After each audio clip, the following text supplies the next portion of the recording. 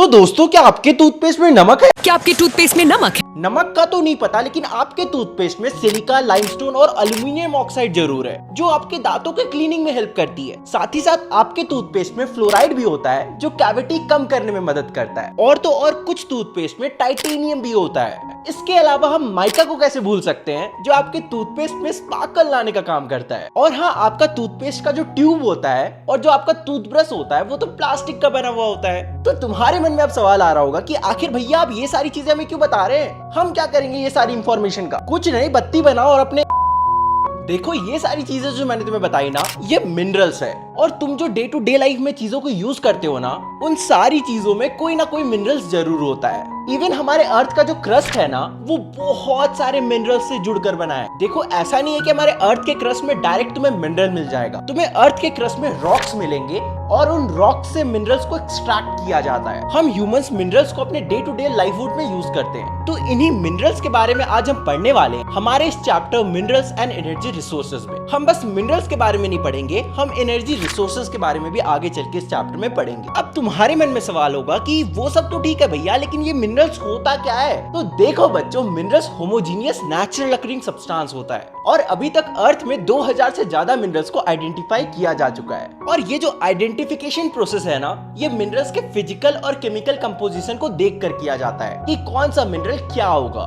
For example, कौन सा mineral iron है और कौन सा मिनरल स्टील है, ये उसके फिजिकल और केमिकल कंपोजिशन को देखकर पता चलेगा। हमारे जो जियोलॉजिस्ट होते हैं ना, वो मिनरल्स के colour, hardness, crystal form, lustre और डेंसिटी को देखकर पता लगाते हैं कि कौन सा मिनरल क्या है। अब तुम लोग सोच रहे होगे ये जियोलॉजिस्ट क्या होता है? तो अभी मैं तुम्हें जियोलॉजिस्ट और जियोग्राफर्स के बीच में डिफरेंस बताऊंगा। इस डिफरेंस को याद रखना, तुम्हारे एग्जाम में क्वेश्चन आ सकता है। तो देखो, जो जियोलॉजिस्ट होते हैं ना, वो ये पता लगाते हैं कि मिनरल का फॉर्मेशन कैसे हुआ है। वो बेसिकली मिनरल कितना ज्यादा पुराना है, उसका फिजिकल और केमिकल कंपोजिशन कैसा है, वो ये पता लगाते हैं। लेकिन जो जियोग्राफर्स होते हैं, वो ये पता लगाते हैं कि कौन सा मिनरल किस जगह पे पाया जाता है और वो उस जगह पे कितने मात्रा में पाया जाता है। मतलब basically geographers distribution of minerals के बारे में पता लगाते हैं और ये पता लगाते हैं कि उस मिनरल से कितना फाइनेंशियल प्रॉफिट हो सकता है और ये पता लगाते हैं कि उस मिनरल का कहां कहां कैसे कैसे यूज हो सकता है। तो यही तुम्हारा मेजर डिफरेंस है जियोग्राफर्स और जियोलॉजिस्ट में। देखो, जियोलॉजिस्ट को मिनरल के अंदर की चीज से मतलब है और जियोग्राफर को ये मतलब है कि मिनरल कहां पाया जाता है। ये एक बेसिक डिफरेंस है। अब सुधांशु भैया आके तुम्हें मिनरल्स के टाइप्स बताएंगे। तो चैप्टर में आगे बढ़ने से पहले तुम लोगों के लिए मेरे पास एक एक्साइटिंग न्यूज है।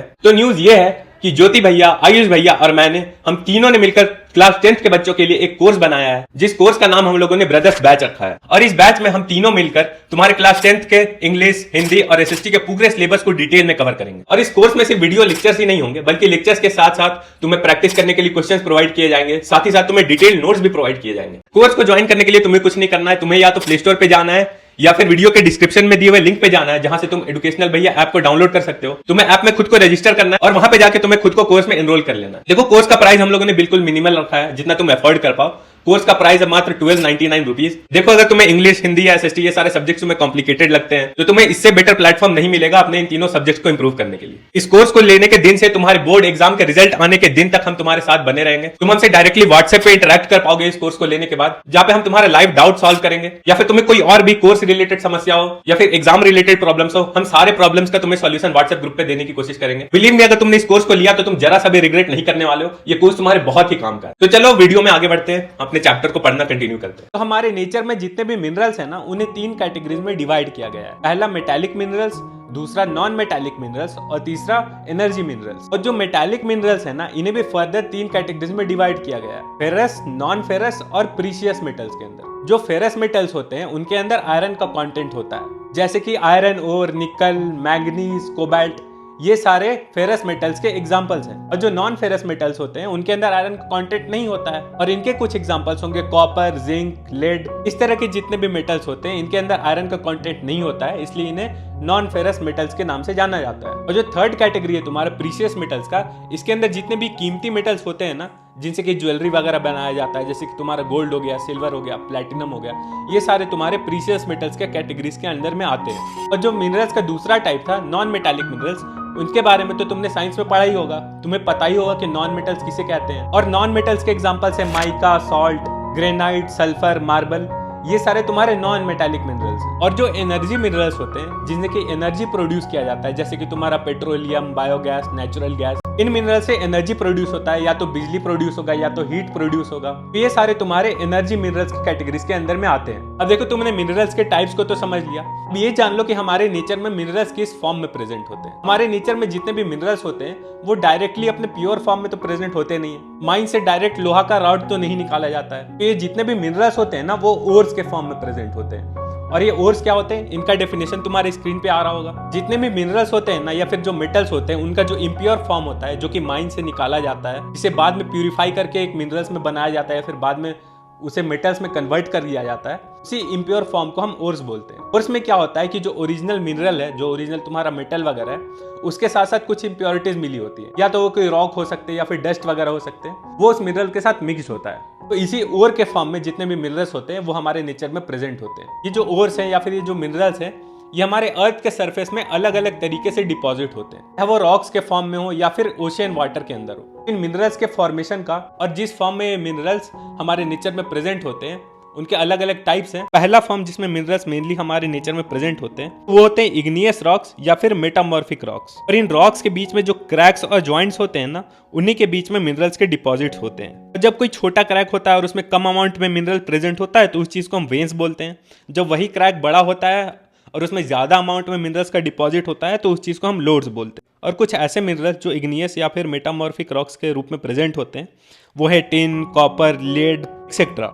जो अगला फॉर्म है मिनरल्स के डिपोजिशन का वो है सेट। इस फॉर्म में जो मिनरल्स होते हैं ना, वो रॉक्स के बीच में बेड्स या फिर लेयर्स के रूप में प्रेजेंट होते हैं। इस फॉर्म में पाए जाने वाले कुछ मिनरल्स के एग्जांपल्स है कोल या फिर आयरन ओर। जो अगला फॉर्म है मिनरल्स के डिपोजिशन का वो है decomposition of surface rocks and removal of soluble constituent. इसमें क्या होता है कि मिलियंस ऑफ ईयर से जो रॉक्स के बीच में विंड और वाटर के कारण जो फ्रिक्शन वगैरह प्रोड्यूस होता है, उसके कारण रॉक्स का डिकम्पोजिशन होता है। उसके अंदर के जो मिनरल्स होते हैं वो बाहर आते हैं और वो मिनरल्स रेन वाटर की मदद से किसी एक जगह पे जाके डिपॉजिट हो जाते हैं। जो तुम्हारा बॉक्साइट है ना, जो बॉक्साइट मिनरल है तुम्हारा, वो इसी फॉर्म में प्रेजेंट होता है ज्यादातर। अगला फॉर्म जिसमें मिनरल्स प्रेजेंट होते हैं वो है एलुवियल डिकम्पोजिशन। इसमें क्या होता है कि जब बारिश होती है तो माउंटेन्स और हिल्स के ऊपर जो मिनरल्स प्रेजेंट होते हैं वो बारिश के कारण धुल के प्लेन वाले एरिया में आ जाते हैं। जो माउंटेन्स के नीचे वाले रीजन होते हैं, वैलीज वगैरह, उसमें जाके डिपॉजिट हो जाते हैं सारे minerals. Gold, silver, tin, platinum, ये जितने भी मिनरल्स हैं एलुवियल डिपॉजिट्स के फॉर्म में ही पाए जाते हैं। जो आखिरी फॉर्म है इन मिनरल्स के प्रेजेंस का वो है ओशन वाटर के अंदर। हमें तो पता ही है कि हमारा ओशन कितना वास्ट है, हमारे ओशन के अंदर कितने सारे जीव जंतु हैं। जीव जंतुओं के साथ साथ बहुत सारे मिनरल्स भी ओशन के अंदर पाए जाते हैं, जैसे कि सॉल्ट, जो रेगुलर सॉल्ट होता है हम जो अपने खाने में यूज करते हैं, या फिर मैग्नीशियम और ब्रोमीन, ये सारे मिनरल्स भी तुम्हारे ओशियन वाटर के अंदर ही प्रेजेंट होते हैं या फिर सी बेड्स के अंदर प्रेजेंट होते हैं। देखो, तुमने ये तो जान लिया कि कौन कौन से मिनरल्स हैं, उनके क्या क्या टाइप्स हैं, किस किस फॉर्म में वो हमारे नेचर में प्रेजेंट होते हैं। अब ये भी जान लो कि इन मिनरल्स को हम आखिर एक्सट्रैक्ट कैसे करते हैं, यानी कि हमारे जो नेचर में ये मिनरल्स प्रेजेंट है उसे हम बाहर निकाल के यूज कैसे करते हैं। इन मिनरल्स को एक्सट्रैक्ट करने का जो सबसे पहला और सबसे ज्यादा यूज होने वाला तरीका है ना, वो है माइनिंग। ये जो माइनिंग है ना, ये भी अलग अलग तरीके के होते हैं। पहला तरीका जो है माइनिंग का वो है रैट होल माइनिंग। ये जो रैट होल माइनिंग होता है ना, ये बहुत ही डेंजरस तरीका होता है माइनिंग का। इसे नेशनलाइज नहीं किया गया है, यानी कि इसे गवर्नमेंट या फिर प्राइवेट इंस्टीट्यूशंस भी यूज नहीं करती है इस तरीका का माइनिंग करने के लिए। कुछ कम्युनिटीज और कुछ इंडिविजुअल्स रैट होल माइनिंग का यूज करते हैं। जैसे कि हमारे कंट्री में मेघालय में कोल और आयरन ओर को माइन करने के लिए रैट होल माइनिंग का यूज किया जाता है कुछ लोगों के द्वारा। जैसा कि मैंने तुम्हें पहले बताया ही था, जो रैट होल माइनिंग है ये कम्युनिटीज या फिर इंडिविजुअल्स के द्वारा ही किया जाता है, इसे सरकार ने नेशनलाइज करके नहीं रखा है। रैट होल माइनिंग के अलावा दो और तरीके हैं माइनिंग के, कि ओपन पिट माइनिंग और अंडरग्राउंड माइनिंग। इन दोनों तरीकों का मोस्टली यूज किया जाता है हमारी इंडस्ट्रीज में माइनिंग करने के लिए, किसी भी मिनरल्स को एक्सट्रैक्ट करने के लिए। जो ओपन पिट माइनिंग होता है ना, वो ओपन एरिया में किया जाता है। डायरेक्टली गड्ढा कोड़ के या फिर जमीन को ब्लास्ट करके तोड़ के एक ओपन पिट बनाया जाता है और उसमें से डायरेक्ट मिनरल को एक्सट्रैक्ट किया जाता है। अपने स्क्रीन पर देख पा रहे होगे कि आखिर एक ओपन पिट माइन किस तरह का दिखता है और इसमें से किस तरह के मिनरल्स निकाले जाते हैं। दूसरा तरीका है अंडरग्राउंड माइनिंग, जिसमें कि अंडरग्राउंड माइनिंग शाफ्ट्स का यूज किया जाता है। इसमें धरती में होल बना के एक टनल जैसा क्रिएट किया जाता है, फिर धरती के अंदर जाके, जैसे कि इस माइनिंग के टाइप के नाम से ही पता चल रहा है अंडरग्राउंड माइनिंग, इसमें धरती के अंदर यानी कि अंडरग्राउंड जाकर वहां से मिनरल्स को एक्सट्रैक्ट किया जाता है। अंडरग्राउंड माइनिंग का भी जो इमेज है वो तुम्हें अभी अपनी स्क्रीन पर दिखाई दे रहा होगा। ये कुछ तरीके थे जिनसे मिनरल्स को माइन किया जाता है। अब हम लोग हमारे अगले टॉपिक में इंडिया के अंदर मिनरल रिसोर्सेज के बारे में बात करेंगे। देखो, इंडिया के अंदर जो रॉक्स है ना, उसमें कई तरह के मिनरल्स पाए जाते हैं, जैसे कि कोल, मेटालिक मिनरल्स, माइका, और भी बहुत टाइप के नॉन मेटालिक मिनरल्स। अब ध्यान से तुम लोग मैप में नजर डालो। अगर हम लोग इंडिया के सेडिमेंट्री रॉक्स के बारे में बात करें जो कि western and eastern flanks of India में पाए जाते हैं, जैसे कि अगर ईस्टर्न पार्ट का एग्जांपल ले तो गुजरात और वेस्टर्न पार्ट का एग्जांपल ले तो असम, तो इन सेडिमेंट्री रॉक्स में पेट्रोलियम डिपॉजिट बहुत ही हाई मात्रा में पाए जाते हैं। और अगर हम लोग राजस्थान का बात करें तो यहाँ पे फेरस मिनरल्स बहुत ही हाई क्वांटिटी में पाए जाते हैं। नॉर्थ इंडिया के अलुवियल प्लेन में तो बहुत टाइप ऑफ इकोनॉमिक मिनरल्स पाए जाते हैं। तो चलो हम लोग इन मिनरल्स के टाइप्स को समझते हैं और यहाँ से तुम्हारे एग्जाम्स में क्वेश्चन आने के चांसेस है। तो सबसे पहले हम लोग स्टार्ट करेंगे फेरस मिनरल्स से। तो मेटालिक मिनरल का 3/4 पार्ट सिर्फ फेरस मिनरल्स ही होता है। मतलब मेटालिक मिनरल में ज्यादातर क्वांटिटी फेरस मिनरल का ही होता है। तो तुम लोग समझ ही सकते होगे कि ये कितना इंपॉर्टेंट टाइप ऑफ मिनरल होता है। और जो इंडिया है ना, वो बहुत ही लार्ज मात्रा में फेरस मिनरल को एक्सपोर्ट करता है, मतलब इंडिया से दूसरे कंट्रीज में भेजता है। तो इससे ये पता चलता है कि इंडिया में फेरस मिनरल्स बहुत ही ज्यादा हाई क्वांटिटी में पाया जाता है। तुम लोग सोच रहे होगे कि फेरस मिनरल के अंदर क्या क्या आता है। तो फेरस मिनरल के अंदर मेनली 2 ही चीज आता है। पहला होता है आयरन ओर और दूसरा होता है मैग्नीशियम। अब देखो, आयरन ओर तो बेसिक मिनरल होता है। आयरन ओर मतलब वही लोहा का बात कर रहे हैं। तो तुम्हें पता ही होगा कि इंडिया में लोहा कितना ज्यादा हाई मात्रा में पाया जाता है। और इंडिया में लोहा की जो कीमत होती है ना, जो आयरन की कीमत है, वो दूसरे कंट्रीज से काफी कम है। वैसे आयरन ओर को बैकबोन ऑफ इंडस्ट्री भी कहा जाता है, क्योंकि ये बहुत ही बेसिक मिनरल होता है। वैसे जो आयरन होता है ना, उसके बहुत टाइप ऑफ क्वालिटीज होते हैं। कुछ अच्छे होते हैं, कुछ बुरे होते हैं। लेकिन इस चैप्टर में हम मेनली 2 के बारे में ही पढ़ेंगे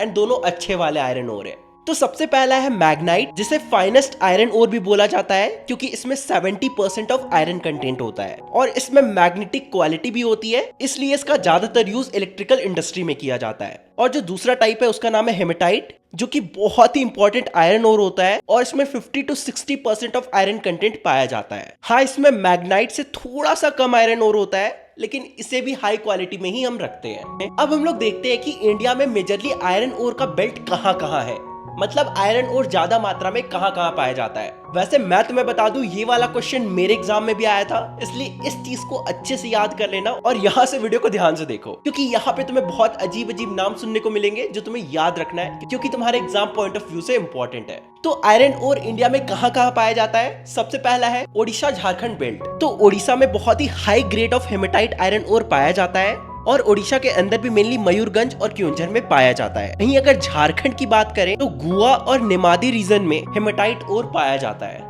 दूसरा बेल्ट है दुर्ग बस्तर चंद्रपुरा बेल्ट। तुम्हें ऐसे ही याद करना पड़ेगा, इनका ऐसे ही नाम है। ये जो दुर्ग बस्तर चंद्रपुरा बेल्ट है ना, ये मेनली छत्तीसगढ़ और महाराष्ट्र के रीजन में पाया जाता है और यहाँ पे भी हाई ग्रेड हेमेटाइट ओर पाया जाता है। तो और यहाँ से आयरन ओर को एक्सपोर्ट भी किया जाता है जापान और साउथ कोरिया में, वो भी विशाखापट्टनम पोर्ट के जरिए। मतलब यहाँ से शिप के जरिए आयरन पोर्ट को जापान और साउथ कोरिया में एक्सपोर्ट किया जाता है। फिर जो तीसरा बेल्ट है ना, इसका नाम तो और भी अतरंगी है, इसे अच्छे से याद कर लेना। इसका नाम है बलारी चित्रदुर्गा चिकामंगलुरु तुमाकुरु बेल्ट, जो कि कर्नाटका में पाया जाता है। अब देखो, प्रोनाउंसिएशन थोड़ा ऊपर नीचे हो गया होगा, बट समझ जाना। और हाँ, मैं तुम्हें यहाँ पे 4 बेल्ट के बारे में बताऊंगा, तुम लोग किसी 3 बेल्ट को अच्छे से याद कर लेना। तुम कोई भी 3 बेल्ट के बारे में लिखोगे तो तुम्हें फुल मार्क्स मिल जाएगा। खैर, हम लोग 3rd बेल्ट के बारे में अच्छे से जानते हैं। तुम्हें पता चल ही गया कि बलारी चित्रदुर्गा चिकामंगलुरु तुमाकुरु बेल्ट जो है ना, वो कर्नाटका में लाई करता है और ये मेनली कर्नाटका के वेस्टर्न घाट्स में पाया जाता है। और यहाँ से 100% ऑफ आयरन ओर जो होते हैं ना, उन्हें एक्सपोर्ट किया जाता है, मतलब इंडिया से बाहर भेजा जाता है। यहाँ के आयरन ओर का इंडियन इंडस्ट्री में कोई काम नहीं होता है। ऐसे यहाँ पे जो आयरन ओर का डिपॉजिट है, उसे वर्ल्ड का हाईएस्ट माना जाता है अभी तक के लिए। मतलब यहाँ पे वर्ल्ड का बिगेस्ट आयरन ओर डिपॉजिट है। बेंगलुरु पोर्ट से आयरन ओर को एक्सपोर्ट किया जाता है। कर्नाटका में बेंगलुरु पोर्ट से इन आयरन ओर को एक्सपोर्ट किया जाता है, वो भी एक पाइपलाइन के थ्रू। तुम लोग स्क्रीन पे देख ही पा रहे होगे, कुछ इसी तरह से। हम लोग हमारे चौथे बेल्ट के बारे में बात करते हैं, जो कि है महाराष्ट्र गोवा बेल्ट। तो देखो, यहाँ पे जो आयरन ओर पाया जाता है ना, ये बहुत ज्यादा हाई क्वालिटी के नहीं होते हैं, लेकिन फिर भी यहाँ से भी जो आयरन ओर है ना, वो काफी हाई मात्रा में एक्सपोर्ट किया जाता है और यहाँ से मरमंगा पोर्ट के थ्रू आयरन ओर को एक्सपोर्ट किया जाता है। और तुम्हें महाराष्ट्र गोवा बेल्ट के नाम से ही पता चल गया होगा कि ये जो ओर है ना, ये गोवा और महाराष्ट्र के रत्नागिरी डिस्ट्रिक्ट से ज्यादा मात्रा में निकलता है। तो तो आई होप सो तुम्हें इन चारों बेल्ट्स के बारे में अच्छे से पता चल गया होगा। इन्हें लर्न कर लेना तुम्हारे एग्जाम के लिए बहुत इंपॉर्टेंट है। अब हम लोग फेरस मिनरल के दूसरे मिनरल के बारे में जान लेते हैं, जो कि है तुम्हारा मैग्नीशियम। देखो, मैग्नीज का यूज ज्यादातर स्टील बनाने के लिए किया जाता है। इससे और भी चीजें बनाई जाती है, जैसे कि ब्लीचिंग पाउडर, इंसेक्टिसाइड्स, पेंट्स वगैरह वगैरह, लेकिन ज्यादातर मैग्नीज का यूज स्टील बनाने के लिए ही किया जाता है। वैसे तुम्हें पता है 10 केजी मैग्नीशियम से 1 टन स्टील बनाया जा सकता है, जो कि बहुत बड़ा नंबर होता है। वैसे इंडिया में जो ओडिशा स्टेट है ना, वहां पे लार्जेस्ट अमाउंट ऑफ मैग्नीज पाया जाता है। मतलब कि Odisha is the largest source of magnesium ore in India. वैसे ओडिशा के अलावा मध्य प्रदेश और कर्नाटका में भी सफिशिएंट अमाउंट ऑफ मैग्नीशियम ओर पाया जाता है। मतलब वहां पे भी मैग्नीशियम के ओर है, मतलब वहां पे भी मैग्नीज के ओर है, जहां से मैग्नीज को एक्सट्रैक्ट किया जाता है। अब तुम लोग प्रोडक्शन ऑफ आयरन ओर और प्रोडक्शन ऑफ एमजी ओर के पाई चार्ट को देख पा रहे होगे। तो आगे हम पढ़ेंगे नॉन फेरस मिनरल्स के बारे में, यानी कि ऐसे मिनरल्स जिनमें आयरन का कंटेंट नहीं होता है। हमारा कंट्री इंडिया जो है वो नॉन फेरस मिनरल्स में ज्यादा रिच नहीं है, यानी कि हमारे कंट्री में ज्यादा नॉन फेरस मिनरल्स नहीं पाए जाते। फिर भी कुछ नॉन फेरस मिनरल्स जैसे कि कॉपर, जिंक, बॉक्साइट, ले और गोल्ड, इस टाइप के मिनरल्स कुछ एरियाज में हमारे कंट्री में पाए जाते हैं। तो सबसे पहले जिस नॉन फेरस मिनरल्स के बारे में हमें पढ़ना है वो तो इंडिया में कॉपर ज्यादा क्वांटिटी में नहीं पाया जाता है, जबकि कॉपर एक बहुत ही इंपॉर्टेंट मिनरल है और कॉपर बहुत ही ज्यादा हाईली मैलिएबल और डक्टाइल होता है। और कॉपर का मोस्टली यूज इलेक्ट्रिकल वायर्स बनाने में, इलेक्ट्रॉनिक डिवाइसेस बनाने में और केमिकल इंडस्ट्रीज में किया जाता है। और इंडिया में कॉपर मोस्टली मध्य प्रदेश के बालघाट माइंस और झारखंड के सिंहभूम डिस्ट्रिक्ट में पाया जाता है। अब अगला मिनरल जिसके बारे में पढ़ना है वो है बॉक्साइट। तो एल्यूमिनियम के जो ओर होते हैं उन्हें बॉक्साइट कहा जाता है। ये जो बॉक्साइट होता है ये क्ले जैसा दिखने वाला एक सब्सटेंस होता है जिसमें से एल्यूमिनियम को ऑब्टेन किया जाता है, क्योंकि एल्यूमिनियम को अगर आयरन के साथ कंबाइन कर दें तो वो आयरन के स्ट्रेंथ को बढ़ा देता है। और साथ ही साथ एल्यूमिनियम एक बहुत ही लाइट मटेरियल है, साथ ही साथ बहुत ही स्ट्रॉन्ग मटेरियल है। एल्यूमिनियम का बहुत सी चीज़ों को बनाने के लिए यूज़ किया जाता है। और जो एरोप्लेन्स और शिप्स होते हैं वो भी एल्यूमिनियम के ही बने होते हैं, क्योंकि एल्यूमिनियम बहुत ही लाइट होता है और साथ ही साथ स्ट्रॉन्ग भी होता है। और साथ ही साथ कभी कभी एल्यूमिनियम का भी यूज़ किया जाता है इलेक्ट्रिकल डिवाइसेस बनाने के लिए। इंडिया के जिन जिन रीजन्स में बॉक्साइट पाया जाता है वह Amarkantak plateau, Maikal hills and the plateau of Bilaspur. और हमारे कंट्री का जिस स्टेट में सबसे ज़्यादा बॉक्साइट पाया जाता है वो है ओडिशा। और पूरे कंट्री का 34.97% जो बॉक्साइट है वो ओडिशा से ही निकाला जाता है। और ओडिशा का जो पंचपटमली डिपॉजिट है जो कि कोरापुट डिस्ट्रिक्ट में है, सबसे इंपॉर्टेंट रीजन है बॉक्साइट माइनिंग का। कॉपर का प्रोडक्शन होता है। अच्छा, अभी हम एल्यूमिनियम के बारे में पढ़ ही रहे थे, तो अभी मैं तुम्हें बहुत ही एक इंटरेस्टिंग और एक फनी स्टोरी बताता हूँ। एल्यूमिनियम जब इनिशियली डिस्कवर किया गया था तो उसे बहुत ही वैल्यूबल माना जाता था। तो जो नेपोलियन II राजा था उसके शर्ट के जो बटन्स होते थे वो एल्यूमिनियम के बने होते थे, और साथ ही साथ वो एल्यूमिनियम के प्लेट्स और डिशेज में खाना खाता था। और जस्ट उसके 30 साल बाद जो भिखारी होते थे, जो रोड पे भीख मांगते थे, वो एल्यूमिनियम के कटोरे में भीख मांगा करते थे। अब हम बढ़ते हैं अपने अगले टॉपिक की तरफ, जो है नॉन मेटालिक मिनरल्स। तो सबसे पहला नॉन मेटालिक मिनरल जिसके बारे में हमें पढ़ना है वो है माइका। तो जो माइका है वो बहुत सारे थिन शीट्स के रूप में पाया जाता है। और माइका जो है बहुत ही अलग अलग कलर में पाया जाता है, जैसे कि ब्लैक, ग्रीन, रेड, येलो या फिर ब्राउन। और माइका के कुछ बहुत ही इंटरेस्टिंग फीचर्स है जिसके कारण इसे इलेक्ट्रॉनिक इंडस्ट्री में काफी ज्यादा यूज किया जाता है। तो माइका के पास बहुत ही एक अच्छा इंसुलेटिंग प्रॉपर्टी है, जिसके कारण ये हाई वोल्टेज के अगेंस्ट रेजिस्टेंस प्रोवाइड करता है। इसीलिए इसे इलेक्ट्रॉनिक इंडस्ट्री में काफी ज्यादा यूज किया जाता है। हमारे कंट्री में जिन जिन रीजन में माइका पाया जाता है वो है छोटा नागपुर प्लेट्यू, कोडरमा, गया, हजारीबाग बेल्ट ऑफ झारखंड, राजस्थान के अजमेर में भी माइका पाया जाता है। साथ ही साथ आंध्र प्रदेश का नेल्लोर बेल्ट में भी माइका का प्रोडक्शन होता है। अगला मिनरल जिसके बारे में हमें पढ़ना है वो एक रॉक मिनरल है। लाइमस्टोन जो होता है वो कैल्शियम और मैग्नीशियम कार्बोनेट से बना होता है। लाइमस्टोन का मोस्टली यूज सीमेंट बनाने में किया जाता है, और साथ ही साथ आयरन ओर से आयरन को एक्सट्रैक्ट करने के लिए भी आयरन को हीट किया जाता है, तो वो लाइमस्टोन के बने हुए फर्नेस में ही किया जाता है। और हमारे कंट्री का 30% लाइमस्टोन जो है वो कर्नाटका में पाया जाता है, 20% लाइमस्टोन आंध्र प्रदेश में पाया जाता है, और बाकी बचा हुआ 50% इंडिया के अलग अलग रीजन्स में पाया जाता है। तो अब अगला टॉपिक जो हमें पढ़ना है वो है हैजार्ड्स ऑफ माइनिंग।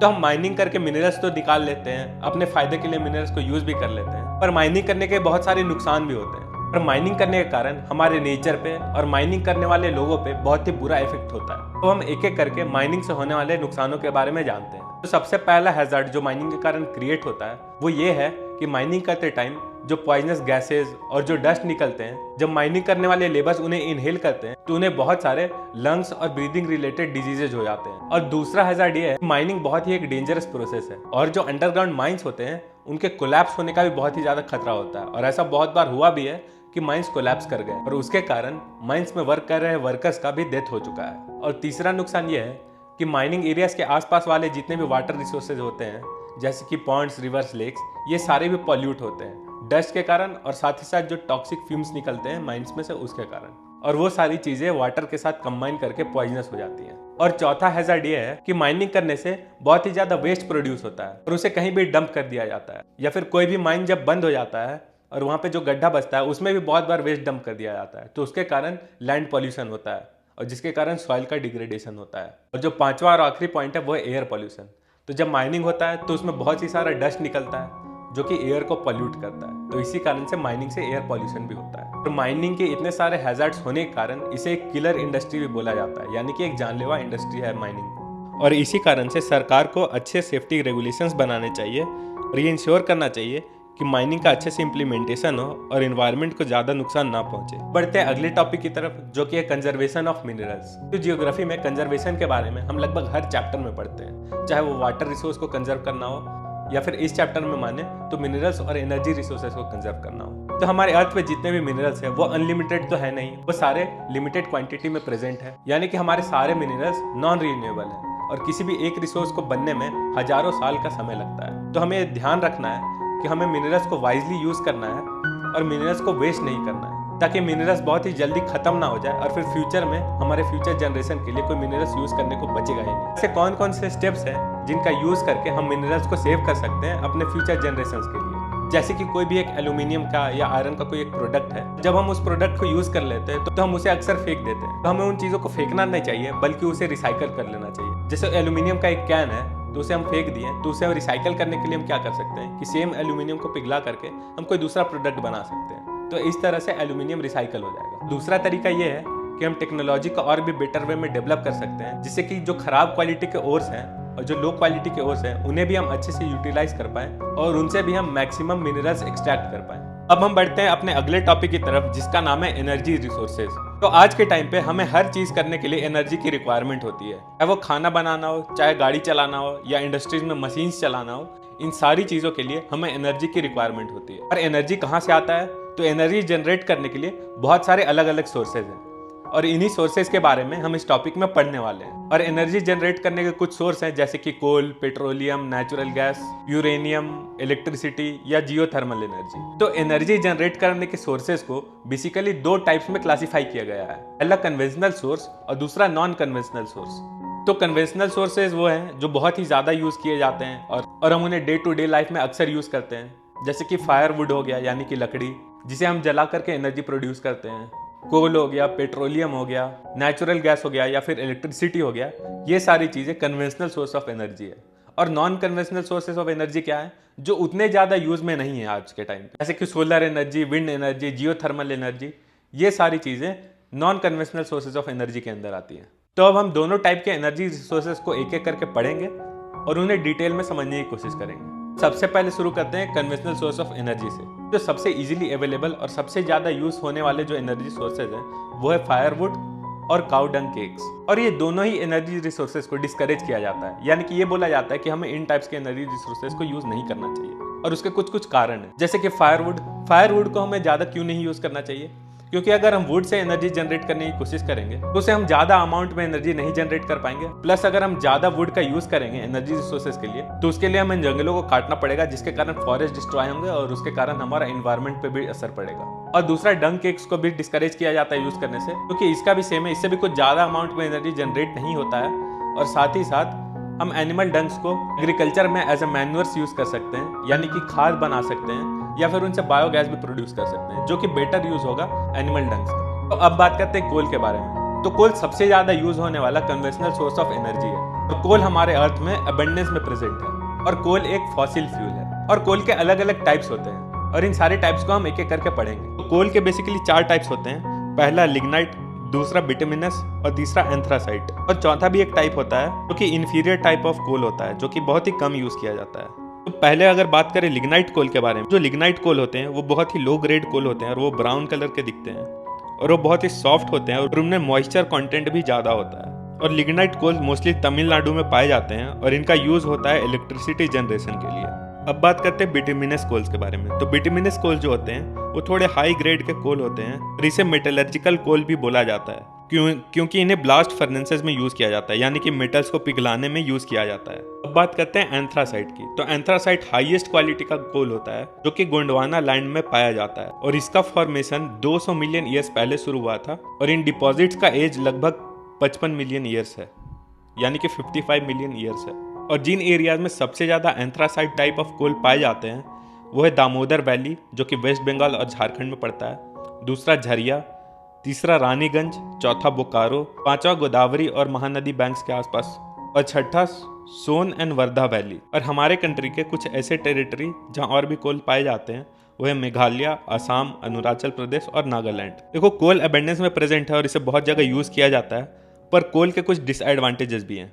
पहला तो ये कि कोल बहुत ही बल्की होता है, मतलब कि कोल का बहुत ही ज़्यादा हैवी वेट होता है और इसे ट्रांसपोर्ट करना, इधर उधर ले जाना टफ होता है। तो इंडस्ट्रीज को कोल यूज़ करने के लिए बहुत ही मेहनत करना पड़ता है। और चौथा, कोल को जलाने के बाद ऐश बनता है, यानी कि राख बनता है, जो कोई काम का नहीं होता है। साथ ही साथ वो एक एक्स्ट्रा लाइबिलिटी हो जाता है क्योंकि फिर ऐसे को मैनेज करना भी इंडस्ट्रीज के लिए डिफिकल्ट हो जाता है। अब बढ़ते हैं अगले एनर्जी सोर्स की तरफ जो कि है पेट्रोलियम। तो कोल के बाद जो सबसे ज्यादा मेजर सोर्स ऑफ एनर्जी है इंडिया में वो है पेट्रोलियम। और पेट्रोलियम का यूज बहुत जगह होता है, चाहे वो मशीन्स में लुब्रिकेंट के लिए यूज किया जाए या फिर हीट जनरेट करने के लिए किया जाए, इंडस्ट्रीज में मशीन्स को चलाने के लिए किया जाए, या फिर हमारे कार व्हीकल को भी चलाने के लिए पेट्रोलियम का ही यूज होता है। हमारे कंट्री के कुछ ऐसे रीजन्स जहां पेट्रोलियम सबसे ज्यादा पाया जाता है तो वो है मुंबई। और मुंबई पूरे इंडिया का 63% पेट्रोलियम मुंबई से ही आता है। उसके बाद फिर 18% गुजरात से और बाकी 60% आसाम से आता है। बढ़ते हैं अगले एनर्जी सोर्स की तरफ जो कि है नेचुरल गैस। नेचुरल गैस जो है वो सबसे ज्यादा क्लीन एनर्जी रिसोर्स है और इसे भी इंडस्ट्री में as a raw material use किया जाता है या फिर पेट्रोकेमिकल इंडस्ट्रीज में यूज किया जाता है। और नेचुरल गैस इन्वायरमेंट फ्रेंडली होते हैं क्योंकि इन्हें जलाने से बहुत ही कम CO2 एमिशन होता है,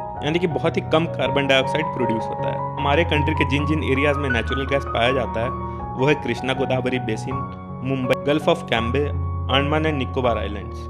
हमारे कंट्री में 1700 किलोमीटर का एक नेचुरल गैस पाइपलाइन बिछाया गया है जो कि नेचुरल गैस को ट्रांसपोर्ट करने के लिए यूज किया जाता है। ये पाइपलाइन इंडिया की इकोनॉमी में बहुत ही अच्छा कंट्रीब्यूशन देता है और ये फर्टिलाइजर इंडस्ट्रीज के लिए बहुत ही ज़्यादा यूजफुल है। और जो CNG होता है वो भी नेचुरल गैस ही है, जिसे अगर पेट्रोल और डीजल से रिप्लेस कर दिया जाए तो वो बहुत ही इन्वायरमेंट फ्रेंडली होगा। अब हम बढ़ते हैं अपने अगले कन्वेंशनल एनर्जी सोर्स की तरफ जो कि है इलेक्ट्रिसिटी, यानी कि बिजली, जो कि हम सभी के घर में प्रेजेंट है और हम सभी जानते हैं कि इलेक्ट्रिसिटी क्या होता है। और आज के टाइम पे हमारा कोई भी काम इलेक्ट्रिसिटी के बिना पूरा नहीं हो सकता है। हमारे कंट्री में इलेक्ट्रिसिटी प्रोड्यूस करने के 2 मेजर वेज है। पहला तो है हाइड्रो इलेक्ट्रिसिटी, यानी कि डैम्स में जो वाटर प्रेशर की मदद से टर्बाइंस को घुमा करके इलेक्ट्रिसिटी प्रोड्यूस किया जाता है, उसी को हाइड्रो इलेक्ट्रिसिटी बोलते हैं। दूसरा तरीका है इलेक्ट्रिसिटी प्रोड्यूस करने का, वो है थर्मल पावर, जिसमें कि फॉसिल फ्यूल्स का होता है, जैसे कोल, पेट्रोलियम और नेचुरल गैस का यूज करके वाटर को हीट किया जाता है और स्टीम की मदद से टर्बाइंस को घुमा करके इलेक्ट्रिसिटी प्रोड्यूस किया जाता है। फिर इलेक्ट्रिसिटी प्रोड्यूस होने के बाद इसे पूरे कंट्री में वायर्स के थ्रू डिस्ट्रीब्यूट किया जाता है, जिसके कारण तुम्हारे घर तक इलेक्ट्रिसिटी पहुंच पाता है। अब हम जान लेते हैं थर्मल पावर और हाइडल पावर के बीच के डिफरेंस को। तो थर्मल और हाइडल पावर के बीच में जो सबसे बड़ा डिफरेंस है वो ये है कि थर्मल पावर प्रोड्यूस करने के लिए फॉसिल फ्यूल्स का यूज किया जाता है, वहीं हाइडल पावर में डैम्स में फ्लो कर रही हाई प्रेशर वाटर का यूज किया जाता है। थर्मल पावर जो है वो एक non renewable source of energy है, वहीं hydel power renewable source of energy है। थर्मल पावर की लिमिटेड अवेलेबिलिटी है, वहीं हाइडल पावर एबंडेंस में प्रेजेंट है। फोर्थ पॉइंट है कि थर्मल पावर से बहुत ही ज्यादा पॉल्यूशन होता है, वहीं हाइडल पावर से कोई भी पॉल्यूशन नहीं होता है, जिसके कारण हाइडल पावर ज्यादा इन्वायरमेंट फ्रेंडली है। और तुम्हारे स्क्रीन पे हमारे कंट्री के कौन कौन रीजन्स में थर्मल पावर पाए जाते हैं और कौन कौन से रीजन्स में हाइडल पावर यूज किया जाता है वो तुम्हें दिख रहा होगा। तो अब हम पढ़ते हैं अनकन्वेंशनल सोर्सेज ऑफ एनर्जी के बारे में। हमारा कंट्री इंडिया जो है ना वो ज्यादातर non renewable sources of energy पे डिपेंडेंट है। हम बहुत ही ज्यादा फॉसिल फ्यूल्स बर्न करते हैं, जैसे कि कोल्स हो गया, पेट्रोलियम हो गया। हम इस तरह की सोर्सेज ऑफ एनर्जी पे ज्यादा डिपेंडेंट है और हम इनका बहुत ही भारी मात्रा में यूज करते हैं। अब ऐसे कन्वेंशनल सोर्सेज ऑफ एनर्जी को रेगुलरली यूज करने के कारण क्या हो रहा है ना कि ये सारे रिसोर्सेज दिनों दिन कम होते जा रहे हैं। तो इसीलिए हमें फ्यूचर में एनर्जी की दिक्कत ना हो, इस चीज से बचने के लिए हम कुछ नए सोर्सेज ऑफ एनर्जी को इन्वेंट किए, जिन्हें हम आज के टाइम पे अनकन्वेंशनल सोर्सेज ऑफ एनर्जी बोलते हैं। अनकन्वेंशनल इसलिए बोलते हैं क्योंकि ये बहुत ही ज्यादा मात्रा में यूज नहीं किए जाते हैं और ये नए तरीके हैं एनर्जी जनरेट करने के। तो ये आज के टाइम पे थोड़े अनकन्वेंशनल से, इसलिए हम इन्हें अनकन्वेंशनल सोर्सेज ऑफ एनर्जी बोलते हैं, जैसे कि सोलर पावर हो गया, विंड पावर हो गया, न्यूक्लियर एनर्जी हो गया। ये कुछ एग्जांपल्स है तुम्हारे अनकन्वेंशनल सोर्सेज ऑफ एनर्जी के। हम आगे एक एक करके सारे अनकन्वेंशनल सोर्सेज ऑफ एनर्जी के बारे में पढ़ेंगे। तो जो सबसे ज्यादा यूज होने वाला अनकन्वेंशनल सोर्स ऑफ एनर्जी है ना हमारे कंट्री में, वो है न्यूक्लियर या फिर एटॉमिक एनर्जी। तो न्यूक्लियर एनर्जी में क्या होता है ना कि हम एटम के स्ट्रक्चर को चेंज करते हैं। हमने साइंस में शायद पढ़ा होगा न्यूक्लियर एनर्जी के बारे में कि किस तरह से कुछ रेडियो एक्टिव एटम्स होते हैं, उनसे हम न्यूक्लियर एनर्जी को जनरेट कर सकते हैं। जब हम इन एटम के स्ट्रक्चर्स में चेंजेस लाते हैं ना तो हीट जनरेट होता है और इसी हीट से हम पावर को जनरेट करते हैं। इस प्रकार तुम्हारा न्यूक्लियर एनर्जी वर्क करता है। अब देख लेते हैं कि हमारे कंट्री के कौन कौन से एरियाज में ऐसे रेडियो एक्टिव मटेरियल या फिर न्यूक्लियर मटेरियल्स पाए जाते हैं जिससे हम न्यूक्लियर एनर्जी जनरेट कर सकते हैं। जैसे कि यूरेनियम और थोरियम का यूज किया जाता है न्यूक्लियर एनर्जी जनरेट करने में। इनके जो डिपॉजिट्स है ना वो झारखंड में पाए जाते हैं। साथ ही साथ राजस्थान के अरावली हिल्स में भी यूरेनियम और थोरियम पाए जाते हैं। केरला के भी कुछ रीजन्स में थोरियम का डिपॉजिट। देख लेते हैं अगले अनकन्वेंशनल सोर्स ऑफ एनर्जी को, यह है सोलर एनर्जी। सोलर एनर्जी के बारे में तुमने पहले भी पढ़ा होगा, तुम ऑलरेडी जानते ही होगे कि सोलर एनर्जी कैसे जनरेट होता है। सोलर पैनल्स का यूज करते हैं और सन का जो एनर्जी है, सन का जो पावर है उसे हम स्टोर कर लेते हैं और इलेक्ट्रिसिटी के फॉर्म में उस पावर को हम यूज करते हैं। आज के टाइम पे हमारे कंट्री में सरकार सोलर एनर्जी को काफी ज्यादा प्रमोट कर रही है। बहुत से रूरल एरियाज में भी सोलर पैनल्स लगाए जा रहे हैं ताकि वहां इलेक्ट्रिसिटी की दिक्कत ना आए। तो इस तरह से सोलर एनर्जी हमारे लिए बहुत ही फायदेमंद है। अब अगला अनकन्वेंशनल सोर्स ऑफ एनर्जी जो है वो है विंड पावर। विंड पावर के बारे में भी तुमने पहले पढ़ ही रखा होगा। तुमने देखा होगा विंड मिल्स कैसे दिखते हैं। अभी तुम्हारे स्क्रीन पे भी विंड मिल्स के पिक्चर्स आ रहे होंगे। तो ये विंड मिल्स का क्या यूज होता है ना कि जब बहुत ही स्पीड से हवा चलता है तो ये विंड मिल्स के ब्लेड जो होते हैं ना वो रोटेट होते हैं और जब वो ब्लेड्स रोटेट होते हैं तो एक जनरेटर की मदद से इलेक्ट्रिसिटी जनरेट होता है और उस इलेक्ट्रिसिटी को हम या तो स्टोर कर सकते हैं बैटरीज वगैरह में या फिर डायरेक्टली भी यूज कर सकते हैं जिससे कि हमारे घर में जो बिजली आता है वो आ सके। या फिर बहुत जगह ट्यूबवेल्स में भी विंड एनर्जी का यूज किया जाता है। हमारे कंट्री में भी बहुत जगह पे विंड फार्म्स है। विंड फार्म्स ऐसे जगह होते हैं जहाँ पे बहुत सारे विंड मिल्स एक साथ लगे होते हैं और वहाँ पे एक बार में बहुत सारा पावर जनरेट हो रहा होता है। अब हमारे कंट्री में कौन कौन से एरियाज में ऐसे विंड फार्म्स बने हुए हैं वो हम देख लेते हैं एक एक करके। तो हमारे कंट्री का जो सबसे बड़ा विंड फार्म है ना वो है तमिलनाडु में, जहाँ पे नागरकोइल से लेके मदुरई तक बहुत ही बड़ा विंड फार्म स्प्रेड है और ये हमारी कंट्री का सबसे बड़ा विंड फार्म है। साथ ही साथ हमारे कंट्री में आंध्र प्रदेश और कर्नाटका, गुजरात, केरला, महाराष्ट्र और लक्षद्वीप जैसे एरिया में भी विंड फार्म्स बनाए गए हैं। और हमारे कंट्री के जो सबसे फेमस विंड फार्म्स है जो कि बहुत ही बड़े एरिया में स्प्रेड है और वो विंड एनर्जी का सबसे बेस्ट यूज करते हैं जो कि है नागरकोइल जो कि तमिलनाडु में मैंने अभी बताया था तुम्हें, और एक जैसलमेर राजस्थान में भी। जो non conventional source of energy है वो है बायोगैस। बायोगैस कैसे बनाया जाता है? तो बायोगैस को एनिमल वेस्ट से प्रोड्यूस किया जाता है। जो काऊ डंग होते हैं या फिर जिसे गोबर बोलते हैं उसी से बायोगैस को बनाया जाता है। और हमारे कंट्री के बहुत से रूरल एरियाज में सरकार ने इस चीज को इंट्रोड्यूस किया है। बायोगैस बिल्कुल एलपीजी या फिर सीएनजी के जैसा यूज होता है जिसे बर्न करके घर में खाना वगैरह बनाया जा सकता है। तो इस तरह से बायोगैस भी एक अच्छा सोर्स ऑफ एनर्जी है। अगला सोर्स ऑफ एनर्जी जो है वो है टाइडल एनर्जी। टाइडल एनर्जी में क्या होता है कि जो समुद्र की लहरें होते हैं ना उनका इस्तेमाल करके एनर्जी को जनरेट किया जाता है। तो टाइडल एनर्जी में क्या किया जाता है कि कुछ डैम्स को बनाया जाता है और जब भी ओशन में हाई टाइड आता है ना तो उन वाटर्स को स्टोर कर लिया जाता है और फिर जब लो टाइड आता है, जब सारा पानी पीछे चल जाता है, तो जो स्टोर किया हुआ वाटर रहता है ना वो पाइप्स के थ्रू टर्बाइंस में भेजा जाता है। टर्बाइंस तुम्हें पता ही होंगे, जनरेटर जैसा होता है। उनके जब ऊपर जब पानी गिरता है तो वो घूमते हैं और उनसे इलेक्ट्रिसिटी जनरेट होता है। तो कुछ इस प्रकार टाइडल एनर्जी का यूज किया जाता है इलेक्ट्रिसिटी जनरेट करने के लिए। हमारे कंट्री में कुछ ऐसी जगह जहाँ पे टाइडल एनर्जी यूज किया जाता है वो है गल्फ ऑफ कच्छ जो कि गुजरात में है, और साथ ही साथ सुंदरबन डेल्टाज में भी टाइडल एनर्जी को जनरेट करने का सेटअप किया गया है। तो अगला जो अनकन्वेंशनल सोर्स ऑफ एनर्जी है ना वो है जियोथर्मल एनर्जी। जियोथर्मल एनर्जी में क्या होता है कि अर्थ का जो हीटिंग क्रस्ट है ना, तुम्हें पता हो कि अर्थ का जो क्रस्ट होता है वो बहुत ही ज्यादा हॉट होता है, उसी में से लावा वगैरह निकलता है। तो अर्थ के कुछ एरियाज हैं जो उसी क्रस्ट के कारण काफी ज्यादा हॉट हो जाते हैं और वहां पे जब पानी इकट्ठा होता है तो वो पूरा बॉइलिंग वाटर के जैसा होता है और उससे स्टीम प्रोड्यूस होता है और वही जो स्टीम है ना उसी का यूज किया जाता है इलेक्ट्रिसिटी या फिर पावर जनरेट करने के लिए। तो इस तरह से जियोथर्मल एनर्जी वर्क करता है। तो आई होप तुम्हें समझ में आ गया होगा कि अनकन्वेंशनल सोर्सेस ऑफ एनर्जी क्या होते हैं। मैंने बहुत सारे अनकन्वेंशनल सोर्सेस ऑफ एनर्जी के बारे में बताया, उनके एग्जाम्पल्स भी दिए, वो इंडिया में किस किस जगह पे लोकेटेड है वो भी बताया। बढ़ते हैं अगले टॉपिक की तरफ। अब अगले टॉपिक में हम लोग समझेंगे कि हम लोग एनर्जी को कैसे कंजर्व कर सकते हैं। चलो 5 पॉइंट में समझते हैं। सबसे पहला पॉइंट, हम इंडिविजुअल व्हीकल्स का यूज करने की जगह पब्लिक ट्रांसपोर्ट का यूज कर सकते हैं। मतलब अगर हमें कहीं पास में जाना है, 5-10 किलोमीटर के अंदर जाना है, तो हम खुद का कार निकालने की जगह कोई पब्लिक ट्रांसपोर्ट का यूज कर सकते हैं। उससे एनर्जी भी बचेगा और पैसे भी बचेंगे। दूसरा पॉइंट जो कि बहुत ही ज्यादा कॉमन पॉइंट है कि जब इलेक्ट्रिसिटी का यूज ना हो तब हम उसे स्विच ऑफ कर सकते हैं। इन इजी वर्ड्स, जब तुम अपने रूम से बाहर निकलो तो रूम का लाइट और फैन को बंद कर दिया करो। और भी ऐसी छोटी छोटी चीजों को कर कर तुम एनर्जी को बचा सकते हो। तीसरा पॉइंट, तुम पावर सेविंग डिवाइसेस का यूज कर सकते हो। जैसे कि तुम 3 स्टार एसी लेने की जगह तुम 5 स्टार एसी ले सकते हो, जो कि 3 स्टार एसी से ज्यादा एनर्जी बचाता है। चौथा पॉइंट, तुम non conventional source of energy का यूज कर सकते हो, जैसे कि सोलर एनर्जी, विंड एनर्जी वगैरह वगैरह। और पांचवा पॉइंट, तुम कारपूल कर सकते हो। मतलब सपोज तुम्हारी मम्मी और उनकी दोस्तों को अगर किटी पार्टी करने का मन है तो वो लोग अलग अलग व्हीकल्स में जाने की जगह एक साथ एक कार में बैठकर जा सकते हैं और तुम ड्राइव करके उन्हें ले भी जा सकते हो। इससे क्या होगा, मल्टीपल कार्स यूज नहीं होंगे और एनर्जी बचेगा। और क्या, अब हम 3 पॉइंट में समझेंगे कि आखिर नीड क्या है एनर्जी कंजर्व करने का। सबसे पहला पॉइंट, हमारे इकोनॉमिकल डेवलपमेंट के लिए एनर्जी का बहुत ज्यादा इंपॉर्टेंट रोल होता है, तो इसलिए हमें एनर्जी को कंजर्व करना चाहिए। दूसरा पॉइंट, ये बहुत ही जल्दी एग्जॉस्ट कर सकते हैं, मतलब कि इन कमिंग फ्यूचर हो सकता है हमारे पास एनर्जी ही ना बचे, इसलिए हमें एनर्जी को कंजर्व करके चलना चाहिए। तीसरा पॉइंट, नेशन के इकोनॉमी में एनर्जी का बहुत ज्यादा इंपॉर्टेंट रोल है। चाहे तुम एग्रीकल्चर में ले लो, ट्रांसपोर्ट में ले लो, इंडस्ट्री में ले लो, चाहे तुम डोमेस्टिक पर्पसेस के लिए ले लो, तो अगर हम एनर्जी को कंजर्व नहीं करेंगे तो ये बहुत जल्दी खत्म हो जाएगा। तो इस तरह से तुम्हारा ये जो चैप्टर है ना, ये खत्म होता है।